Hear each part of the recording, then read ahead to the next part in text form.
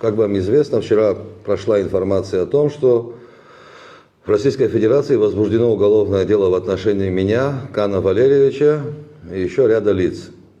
Вот, по той информации, которая у нас есть, дело возбуждено в отношении 15 человек, граждан нашей страны. Теперь, значит, внимание, здесь очень важный момент. Российская Федерация дала правовую оценку тому, что произошло 5 ноября в офисе на улице Абазинской, в офисе Абхазского вестника.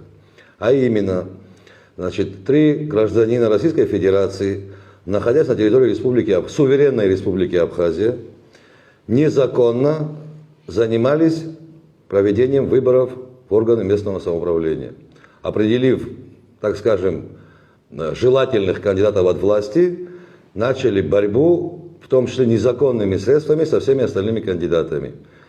О том, что подобные процессы проходят в Абхазии, мы говорили неоднократно. Мы об этом говорили в эфире Абхазского государственного телевидения, предупреждали власть, обращались лично к президенту, к правоохранителям, однако с их стороны никакой реакции не последовало.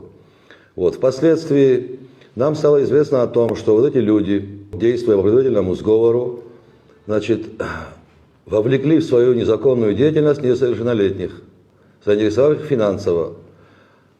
Эти несовершеннолетние лица были направлены в новый район и вообще по городу Сухум, где они срывали агитационные материалы неудобных политтехнологам кандидатов. Эта деятельность была пресечена, после чего их передали службе госбезопасности. По той информации, которую нам давала служба госбезопасности там на месте, их выдворили из страны, и вот из-за этих 3 лиц в России возбудили уголовные дела на нас.